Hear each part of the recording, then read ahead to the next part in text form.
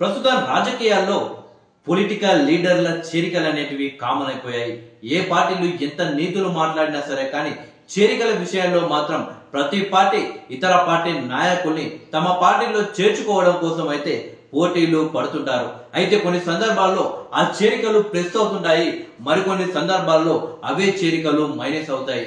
తాజాగా అధికారంలోకి వచ్చిన కాంగ్రెస్ పార్టీ బీఆర్ఎస్ అలాగే బీజేపీ నుండి కొందరు నాయకులనైతే కాంగ్రెస్ పార్టీలో చేర్చుకోవడం జరిగింది. అయితే కొన్ని చేరికలు మాత్రం ఇప్పుడు కాంగ్రెస్ పార్టీకి మైనస్ అయ్యే అవకాశాలే కనిపిస్తున్నాయి.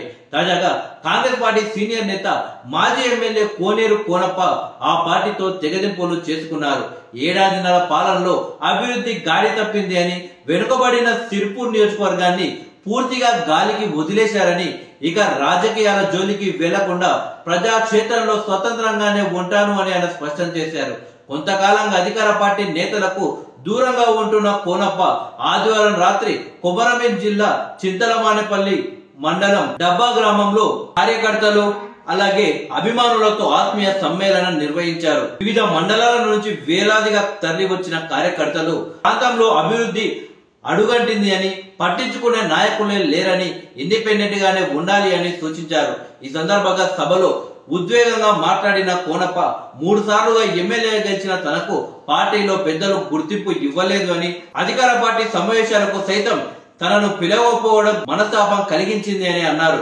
నియోజకవర్గంలో 11 రోడ్లు, ఓ బ్రిడ్జి నిర్మాణం పనులు బీఆర్ఎస్ పాలనలో మంజూరు చేయిస్తే ఈ ప్రభుత్వం రద్దు చేసి ప్రజా సమస్యలను గాలికి వదిలిందని ధ్వజమెత్తారు. వెనుకబడిన నియోజకవర్గం పట్ల 2 సార్లు ముఖ్యమంత్రిని, పలుమార్లు ఇన్ఛార్జ్ మంత్రుల్ని కలిసినా ఏ మాత్రం స్పందించలేదని, పైగా ఇదే పార్టీకి చెందిన ఓ నాయకుడు నియోజకవర్గంలో నామినేటెడ్ పనులను ఎరచూపి రాజకీయ కుతంత్రాలు పన్నాడని పరోక్షంగా ఎమ్మెల్సీ దండే విఠల్ పై మండిపడ్డారు.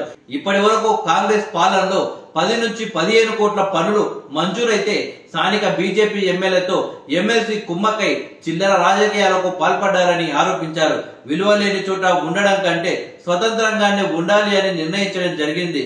కార్యకర్తలు అభిమానుల ఒత్తిడి మేరకు కాంగ్రెస్ పార్టీలో ఇక చేరే ప్రసక్తే లేదని స్పష్టం చేశారు. తెలుపు నీలిరంగు కలిసిన జెండాతో ప్రజాక్షేత్రంలో నిలుస్తానని హర్షధ్వానాల మధ్య ప్రకటించారు.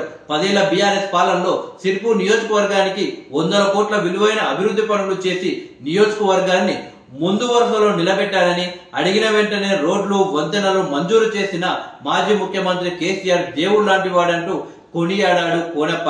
మొత్తానికి తాజాగానే కాంగ్రెస్ పార్టీలో చేరిన కోనేరు కోనప్ప ఇలా కాంగ్రెస్ పార్టీకి ఇంత త్వరగా బిగ్ షాక్ ఇచ్చి కేసీఆర్ ని పొగుడుతారని ఎవరు ఊహించకపోవచ్చు. మొత్తానికి కోనేరు కోనప్ప కాంగ్రెస్ పార్టీకి అయితే బిగ్ షాక్ ఇవ్వడం జరిగింది.